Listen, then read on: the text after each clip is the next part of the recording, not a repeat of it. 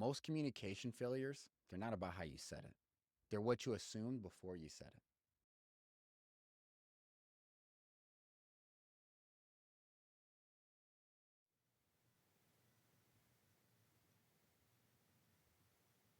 Hello, everyone. Welcome back to the podcast Conversations That Count. You are joined with your host, David Shaft, once again. We're going to go over the episode we just had on Tuesday with Mark and Steven. What was really special about this episode is we covered 3 companies, powerhouses of their own, who all should have been competing for the same contract with Winnebago, and instead said, let's come together and let's build something together. This isn't strategy, this is communication, and it worked wonders.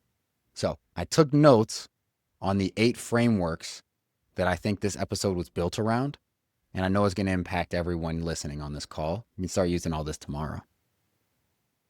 Framework 1, listen before you design.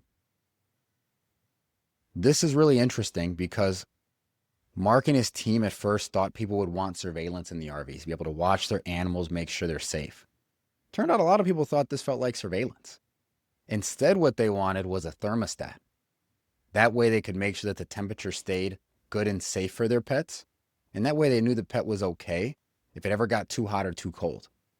They don't need to visually see the pet, but if they can monitor the entire ecosystem from their phone, it made a huge difference. So where this comes into play, the lesson, most communication failures, they're not about how you said it. They're what you assumed before you said it. You walked in there with a judgment or a thought, thinking that you had the answer. Instead, when you ask first, you build the right thing. Here's the communication move I want you to take away from this. Replace here's what I think you need with what would actually help you. This is very effective in sales, leadership, and in our relationships. Don't assume you know what someone needs. If you just ask them and listen, they'll tell you what they need. Framework number 2, vulnerability is a leadership skill. Now, when I asked Steven about a hard moment he had on a project, he didn't shy away from it. He didn't get scared. He didn't dodge. He genuinely shared that at the end of the day, work in the lab does not compare to work in the wild. He admitted it openly. The conversation got way better, all because he was vulnerable. Oftentimes, especially as leaders, we're afraid to be vulnerable and share what isn't working, when instead, if we said it out loud, it would make all the difference. So here's what I wrote down, the communication move that all of us can take away. The next time something isn't working, say it out loud first. Watch how fast the room shifts. So if it's not working, say it out loud. Point 3, build a footprint before you extend. So Steven actually used a great example, and this one kind of stuck with me. He talked about Google and the Nest thermostat. Google does not care about the temperature in your house. What they did care about is getting a footprint in your house and being able to connect to your other devices and stay in constant contact with you. That's really where it came from.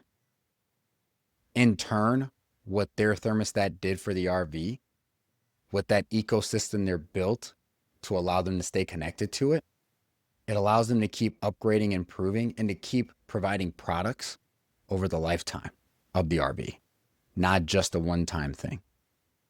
So the communication move I want you to take away, stop optimizing the first conversation to try to get the client to close or to move something forward. Instead, put yourself in a position where it allows you to connect with them later, especially since if you look at it from a sales point, most sales aren't made until the 8th contact or longer. Keep that in mind.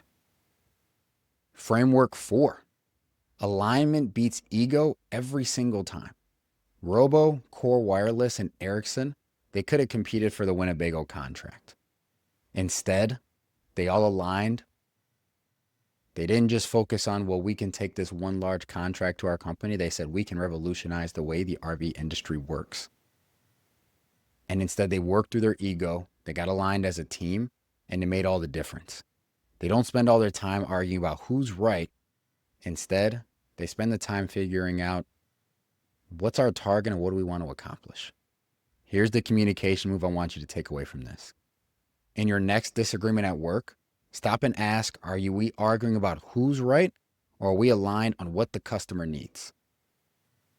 Watch how often that one statement can make disagreements disappear. Framework number 5.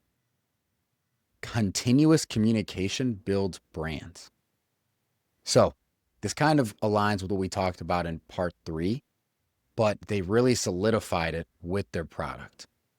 So the old model of an RV was you sell the RV, you don't really hear from anyone for about 5 years. There's really no connection, and then it's just the sale all over again, right? It's kind of the same when you buy a car.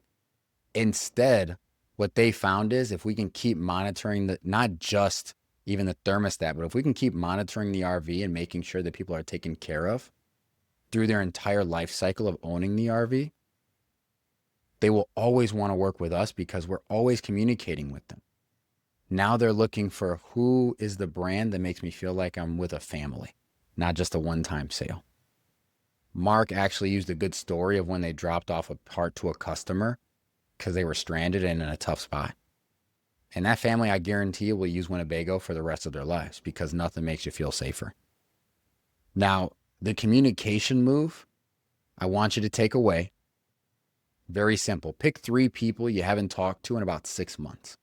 Send each one a short message this week, not a pitch, just a useful contact. See how they're doing, see what they're working on. Just check on them. It'll make you feel pretty good and them. Framework number 6, expect the storm. This was really interesting because Steven named something that most leaders don't say out loud. Every team goes through 4 phases. I don't know why I held up 3, right? What happens when you're reading notes talking at the same time? Every team goes through 4 phases. Forming, storming, norming, performing, right? Storm means the friction. And simply put, every early team goes through it. I've never seen a new team not go through some level of friction, some type of discomfort through change. This is pretty key because whenever they collaborate, you're going to run into some trouble. The important part is, can you name that storm and talk about it openly? Most leaders can, and most leaders won't. Here's a communication move I want you to take away for next time. The next time you and a team start to fracture, or a team you're on starts to fracture, say it out loud. We're in the storm right now, and that's okay. Naming it removes the fear. Removing the fear is what keeps people in the room long enough to reach the other side. Name the storm. Framework 7. Find what everyone else is ignoring. What happened? Mark told me that no RV manufacturer had done anything for pets. Every brand in the space was talking about the same features. Winnebago, instead, they took that gap, realized that at least 60 to 70% of RV owners have a pet, and they said, well, how can we adjust our RV to be accommodating for pets?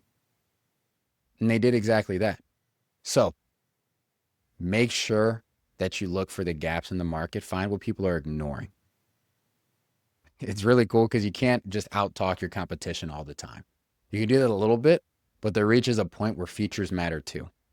And if you can out-feature your opponents, you're going to win every time. So here's the communication move I want you to take away. Before your next pitch, your next post, write down 5 things your competitors all say. Then identify the one thing none of them say. That's your opening line. Framework 8. Flexible conversation beats binary verdicts. That's a mouthful, but I'm going to tell you why I picked those words. I asked Steven about the hardest part of the project, and he told me about the field testing. This is where things worked perfectly, fail in the wild. The challenge was having a flexible conversation about it versus just saying, hey, it doesn't work to spec. So, what that means. When something fails, you choose to determine whether your team solves it or hides it. This doesn't work ends the conversation. What would make this work starts one. Leaders who give binary answers get binary results. Instead, if you leave a flexible answer, you give your team room to respond in a way that forces creativity, you get creativity. So here's the communication move I want you to use. The next time something falls short, resist the word failed. Replace it with, here's what we learned. Watch what happens to the room. Try this challenge tomorrow. When we spoke with Steven, this is the challenge and the takeaway in case you missed it. And it's one of the strongest challenges that we've had on the show. Sit in your client's seat. Take 3 to 4 hours this week. Block it out on your calendar and just picture your perfect customer. Who are they? What's their day actually like? What's painful? What would you build for them if you stop thinking about your product first? So if you stop thinking product first and we followed what they do and we started thinking client first, what would that look like? And build that out piece by piece. So name what's hard, listen to your clients, build a footprint, drop the ego, stay in contact, expect the storm, find the gap, and stay flexible. Those are the 8 moves I want you to take away that I gained and that I know will help you starting tomorrow. If there's anything else I missed, anything else we should add, please let me know in the comments. Don't forget to like, share, subscribe. We're on YouTube, Apple, Spotify, and of course you can reach out to us on Instagram, Facebook, LinkedIn, all over the place. So look forward to hearing from you all. Have an amazing day. Go out there and win.